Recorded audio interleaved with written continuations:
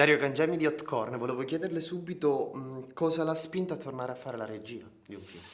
Ma mi ha spinto la voglia di dirigere un pensiero che io volevo esaltare, che volevo rappresentare. Nessuno me l'aveva proposto, allora ho detto lo faccio io con l'aiuto dei miei amici, del mio gruppo tecnico, di un produttore che ha amato immediatamente la storia. E mi ha spinto soprattutto il fatto che probabilmente credo di essere uno dei pochi che, come dire, non solo racconta questo mondo, ma ha vissuto quel mondo. Io dai 15 ai 22 anni ho lavorato in fabbrica e quindi quel mondo lo conosco veramente, cioè non l'ho letto, sentito, l'ho vissuto e quindi mi sentivo, avevo voglia di onorare i primi, come dico io, quel mondo operaio che considero i primi, non gli ultimi, sono quelli che sostengono questo paese. Mi sembrava giusto raccontare queste ingiustizie e far sapere a te, scusa se ti do del tu, e ad altri che esiste questa enorme e infinita ingiustizia.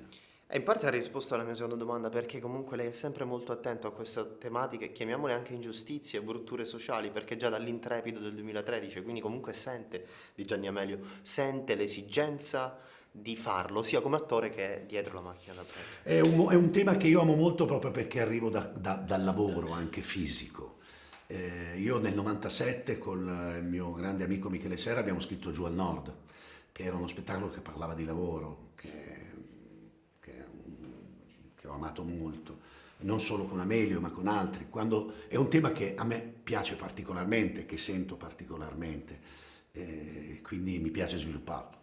E invece per le musiche che sono originarie di Giovanni Solli, ma la scelta da dove viene? Con Giovanni abbiamo lavorato anni fa insieme, siamo diventati amici, ci stimiamo molto.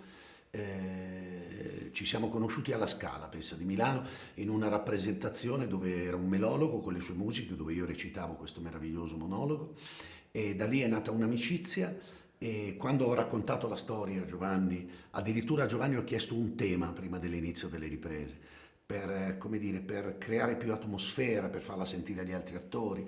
La sua modestia e la sua onestà mi ha portato dopo vari tentativi, perché è stato meraviglioso, e io continuavo a dirgli, dai, proviamo a trovare poi un tema perfetto, è un tema che racconta quel mondo, e poi partiamo dal fatto che io stimo molto Giovanni Solli, ma lui secondo me ha fatto delle musiche meravigliose. Ma al di là di Giovanni comunque ha collaborato anche alla sceneggiatura con Piero Guerrera con Sì. cui aveva già scritto, quindi sia troupe che cast sembrano particolarmente accordato per questo film, cioè Ci ho qualche... lavorato un bel po', quasi 2 anni, eh. Cioè non è così casuale. Ogni attore, ogni reparto è stato, come dire, da me scelto con attenzione perché li conosco e perché so che possono, che potevano in un modo o nell'altro entrare in questa umanità nel migliore dei modi. Non so, da Giulia Lazzarini, che è una donna che io stimo da decenni, a mia figlia che ha un talento strepitoso, a Sandra, agli altri attori che apprezzo molto, per me capaci, si sono insomma rivelati capaci molto di accompagnarmi in questa storia. Quindi c'è una ricerca, io non amo l'improvvisazione, insomma, in nessun genere. La sua esperienza, diciamo, attoriale è abbastanza lunga, nella regia anche inizia ad essere sostanziosa, però ecco, cos'è più stressante tra le due emotivamente? La regia o la recitazione? No, non c'è niente di più stressante, cioè se cerchi di realizzare una cosa dei modi non si parla mai, non è mai stressante, è faticoso magari, però è un lavoro che amo, non è mai stressante, ho questa fortuna. È un po' quando mi si dice che differenza c'è tra la TV, il teatro o il cinema. Ma sono tre cose uguali, cioè praticamente sono tre ritmi diversi, ma tu devi comunque cercare di fare la stessa cosa, cioè soddisfare il pubblico. Allora è chiaro che contemporaneamente la recitazione e la regia insieme è più faticoso, assolutamente. Ma se ti prepari prima con gli attori o con i reparti, visiti e rivisiti i luoghi dove devi girare per impostazione delle macchine, allora diventa meno faticosa. Quindi questa cosa lo sai e ti prepari con più attenzione. Io amo ultimamente, devo dirti la verità, in questa esperienza mi è piaciuto moltissimo dirigere, ma a me piace moltissimo interpretare.